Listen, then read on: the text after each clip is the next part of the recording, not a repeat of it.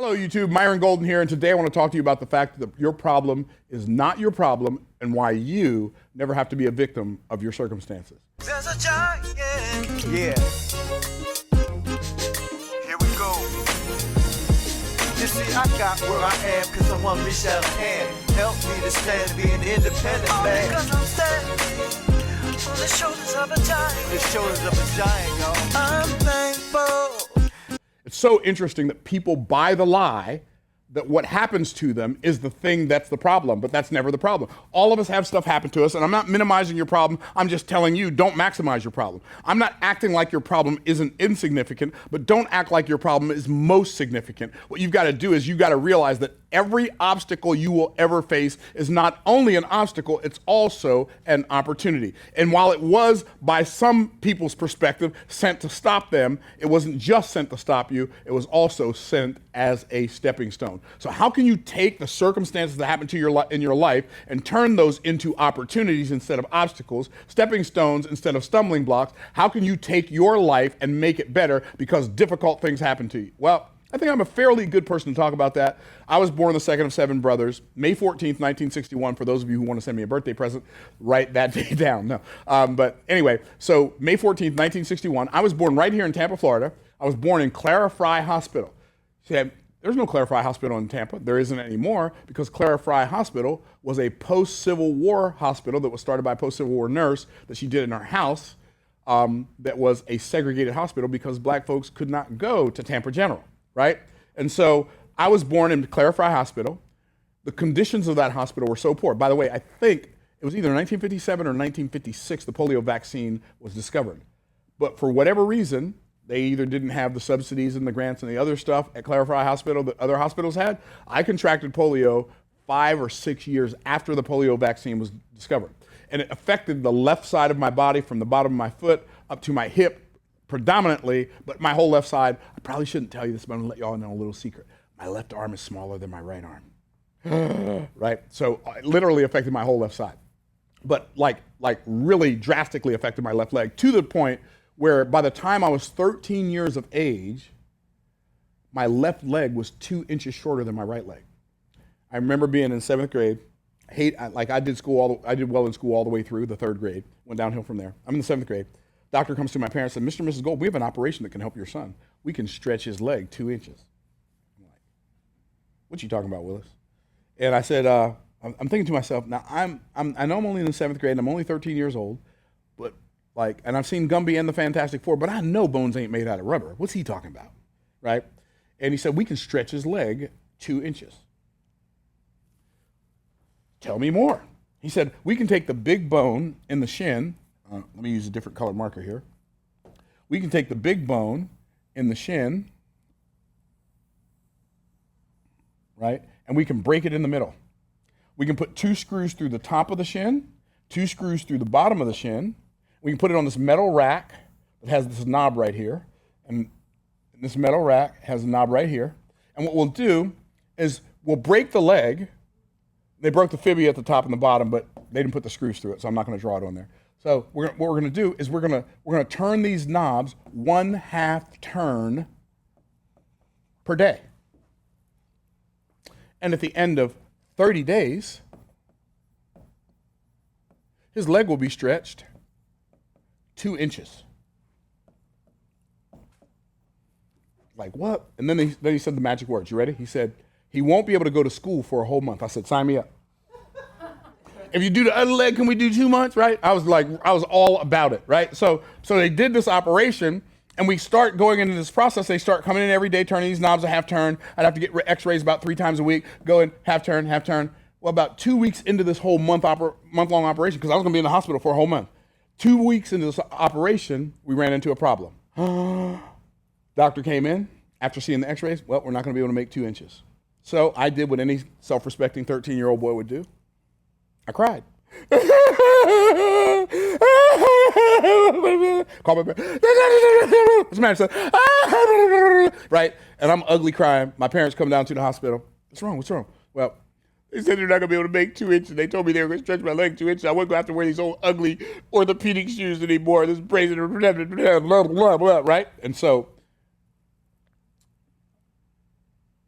they said, he's 13, he's growing too fast. His bone's growing back together too fast. We're not going to make 2 inches.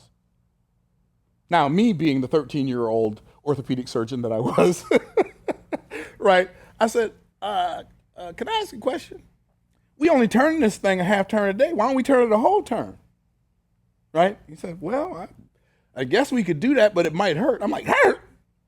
My leg's already broke. I'm already here. I'm in the hospital anyway. Might as well just go ahead and turn it anyway, right? So we started cranking it up and turning it a whole turn, 1 whole turn instead of a half turn. And at the end of 30 days, we made 2 inches. Now, at the end of that, they took what they did. I don't know what happened to my eraser. At the end of that, they took this part and off, and they took this part off down here. They took it off the metal rack, but they left the screws in there, right? And so these were screws. They had threads on them, right? And so what they did was they put a piece of wood on here and a piece of wood on here to hold this in place now that there's a 2-inch gap in here. And they wrapped it up in a cast, and I was in that cast for 6 months while the bone grew back together, right? Now, the problem is they stretched my leg, the shin, but they didn't stretch the Achilles tendon, so they had to cut the Achilles tendon, right? So that, my foot wouldn't be like down like this. So anyway, long drawn out process. And eventually I didn't have to wear the brace anymore. I didn't have to wear orthopedic shoes. Orthopedic shoes are those ugly brown shoes that look like granny boots off the Beverly Hillbillies. Sometimes they were black, sometimes they were brown.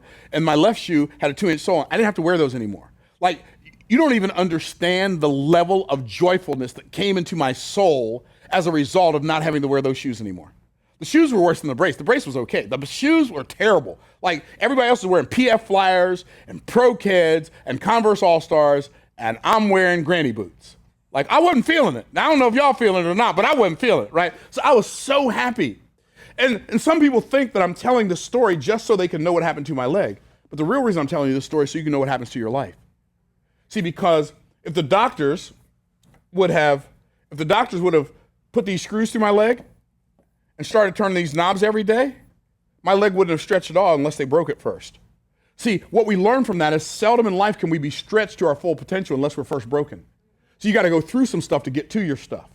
And what most people don't realize, they're unwilling to go through what they have to go through in order to get to what they want to get to. And all of us have to go through some periods in our lives of brokenness that get us ready for what God already has ready for us and prepare us for what God already has prepared for us. And when we go through that brokenness, that is the thing that makes us strong enough to stay there when we get there. And so what happens is I tell you this story because seldom in life can we be stretched to our full potential unless we are broken. There is no strength without struggle. There's no advancement without adversity. There's no destiny without difficulty. When you find yourself in a difficult time, don't make the mistake of thinking that your problem is your problem, because your problem is not your problem. Your problem is your perspective in your problem. That's the real problem you have. If you go through life allowing yourself to believe and buy the lie that you are a victim of your circumstance or anything else, you have deceived yourself and cheated yourself out of opportunities and turned them into obstacles. And I get it. Life ain't fair. But I'm glad my dad taught me that when I was in elementary school. Life ain't fair. My dad would say, come here, son, I'm going to tell you something. Yes, sir. Life ain't fair. Yes, sir. What else am I going to say? Right? Life ain't fair, but it's life. Hey, you know what the Bible tells me about life? It tells me that unto him that is joined to all living, there is hope, and a living dog is better than a dead lion. And I am here to tell you that you are never a victim until you decide you're a victim. See, so like somebody else they might try to victimize me, but they can't make me a victim. There's nothing you can do. I don't care if you don't like entrepreneurs, you don't like Christians, you don't like black people, you don't like men, you don't like people with different abilities. I don't care what your problem, you can't turn me into a victim. I'm not going to be one. I'm not going to allow myself to buy the lie that my problem is my problem, because my problem's never my problem. My perspective in my problem, if I have a problem, that's the problem. My problem is my potential. My problem it reveals, the struggle that I have to overcome is what creates the strength for me to be victorious when I get there. I get it. Racism is real. And it's been real for a long time. But you don't have to be a victim of it unless you decide to. I get it, discrimination is real, but you don't have to be a victim of it unless you decide to. Your problem is not your problem. I get it, your diagnosis is real, but you don't have to be a victim of it. You can show, like, whatever your assignment is in life, whatever difficulty you have to go through in your life, you can show up and show other people how to shine in that very same circumstance. So interesting. The scripture says that one of the reasons we go through things is so we can comfort others with the same comfort wherewith we ourselves are comforted of God. I might go through something that I don't want to go through just so I can help you get through it when you go through it. You might have to go through something you don't want to go through just so you can help me through it when I go through it. As an entrepreneur, I'll tell you what, you know what ain't fair? I'll tell you something ain't fair. Taxes. Like, it's nauseatingly disgusting. It's gross. Like the rich should pay more in taxes. I got news for you, baby. The rich already pay more in taxes. Trust me. I pay more in taxes than you can imagine. I pay more in taxes than I used to make than I would have made in my lifetime at a job. I pay more in taxes a year than I would have paid in my lifetime having a job. The rich should pay more in taxes. Anyway, I don't even have time to go into that. It's not fun. It's very distasteful. And I like what one of my friends, Sherry Peel Jackson, said. She said, if taking the profits of 100% of somebody else's efforts is slavery, at what percentage is it not slavery? That's a really good question. And the government wants to make slaves of us all. They don't want just black slaves. They want American slaves. Black, white, Hispanic, Asian, chartreuse, orange, pinstripe. They want everybody to be a slave. Because all the government, anyway, that's another conversation for a different day. I'm saying it's not fun, it's not fair. But guess what? Tomorrow's the 15th. I still got to send them, I don't know, something crazy, some 7-figure number tomorrow. For what?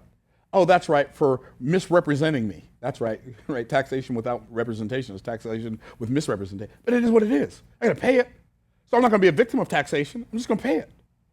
I'm going to make money faster than they can tax me on it for the time being, until I find some other place to go where that's not a problem. Right? You say, Myron, what's your point? You never have to be a victim. You don't have to be a victim of your circumstance. You don't have to be a victim of your situation. You don't have to be a victim of somebody else's abuse. You can decide at any time that you're done letting life, people, and circumstances walk on you, because your problem is not your problem. And you only have to be a victim when you decide you're going to be one. Like, I get it. There are difficulties to overcome in life. But guess what? Wilma Rudolph had polio, but she became an Olympian. Frederick Douglass was born a slave, but he died a free man. And you're going to complain about somebody not giving you a job? Like, go start a business, make enough money to buy that company, and fire the person who wouldn't hire you. Right? You don't have to do that part, but you might want to.